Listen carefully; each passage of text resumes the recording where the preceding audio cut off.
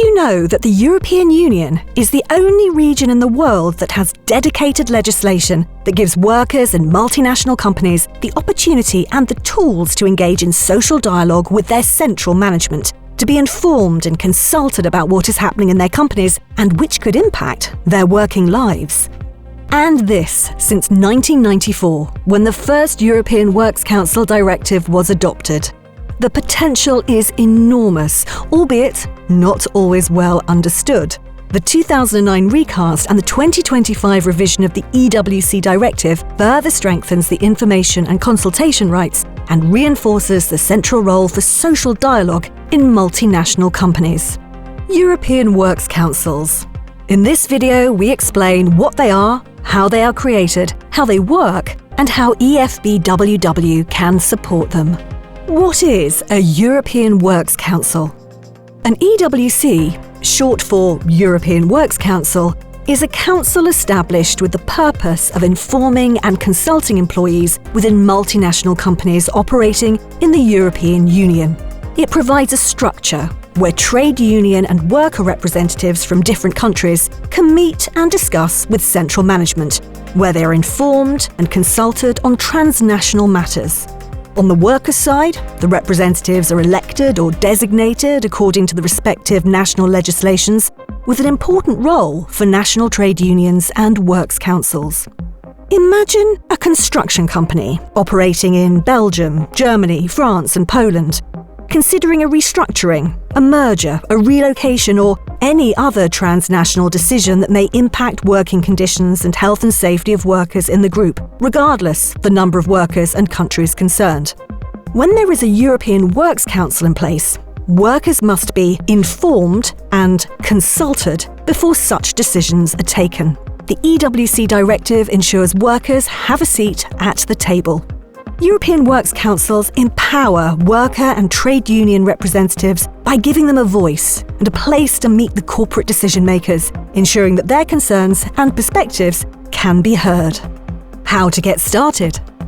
The EWC directive sets the general framework. The first directive was adopted in 1994, was recast in 2009, and revised in 2025. To be legally binding, the directive must be transposed into national legislation. Member states have 2 years to do so after its official adoption on EU level. To set up an EWC, companies must meet certain criteria.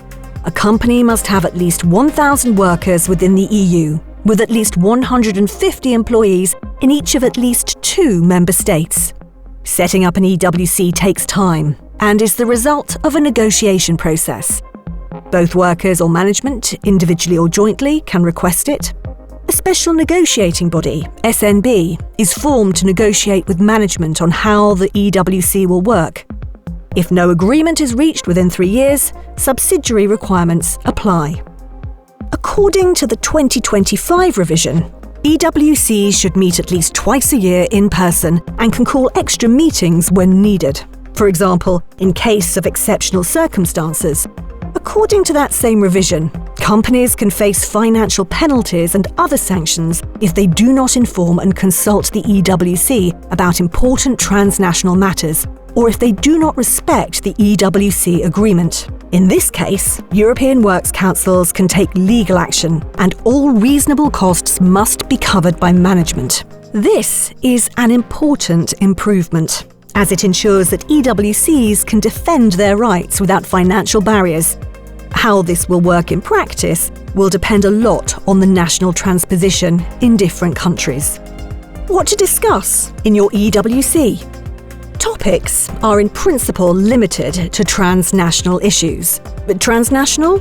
An issue is considered transnational, cross-border, if it affects the whole company or at least 2 undertakings of the company located in at least 2 different member states. For example, when management plans something that could affect employees in more than one country, or when management plans something that affects employees in one country, but the impact could also affect employees in another country. Here are some of the core topics for EWCs. The employment situation and trends, investments, skills and training policies, health and safety, anticipation of change and management of restructuring processes, including those linked to the green and digital transitions and AI. Substantial changes concerning work organisation and working conditions, the introduction of new working methods or production processes. Transfers of production. Mergers, cutbacks or closures of undertakings, new establishments, collective redundancies, including in controlled undertakings. EWCs must receive information on the core topics in a timely manner when they are still relevant and in a form that they can understand the possible impact and prepare for consultation process if necessary and needed. During a consultation, workers' representatives must be able to speak directly with top management or the appropriate level of management. Workers' representatives can be assisted by experts.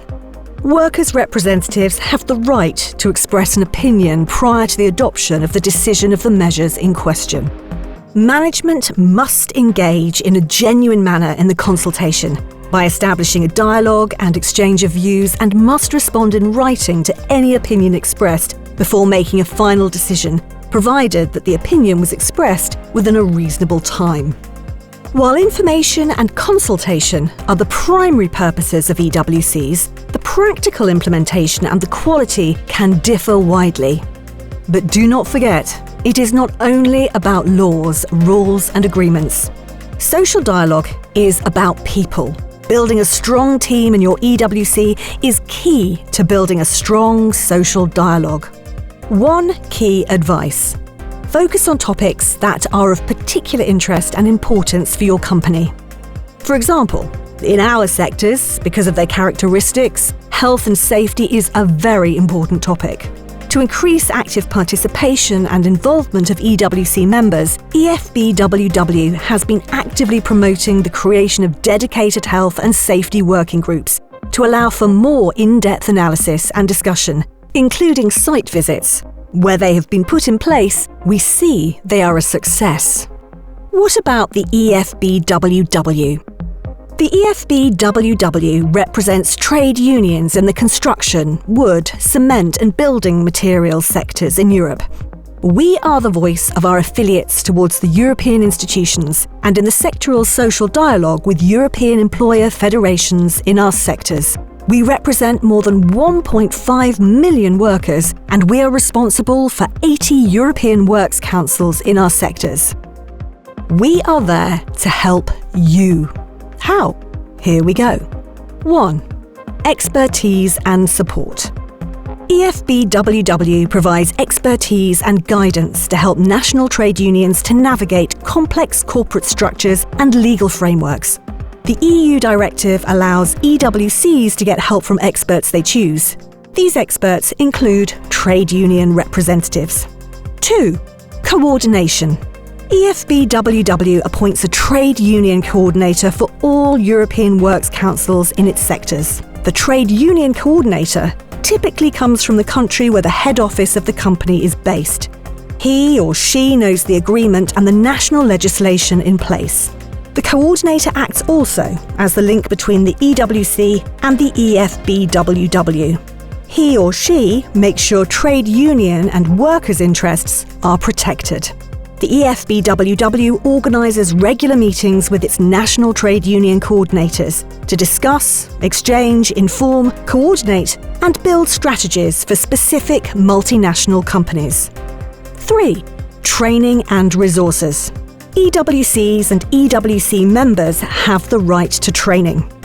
EFBWW can assist with suggesting topics for training, logistical support, and can provide different trainings and resources on topics ranging from health and safety, climate change and environment to equip EWC members with the skills and knowledge needed to participate and engage effectively in EWCs. 4. Advocacy.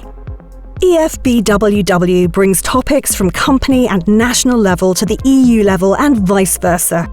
In our advocacy work, in our role as recognised European sectoral social partner, we fight for workers' rights in our sectors. EWCs play a key role in this work. European works councils are a vital tool for social dialogue in multinational companies. You can count on the EFBWW to support your work in your EWC through the appointment of a dedicated coordinator and by providing expertise, coordination, advocacy, and access to training. EWCs are an important tool towards fairer and more inclusive workplaces in multinational companies across Europe. So, the next time you hear about a European Works Council, remember, it's more than just a meeting room. It is a powerful tool to strengthen workers' rights. EWCs are also the most concrete, most visible and most powerful manifestation of a diverse European trade union movement and European trade union action. They bring worker and trade union representatives together from all parts of Europe to discuss together and speak with one strong voice in a company. Because we are stronger together.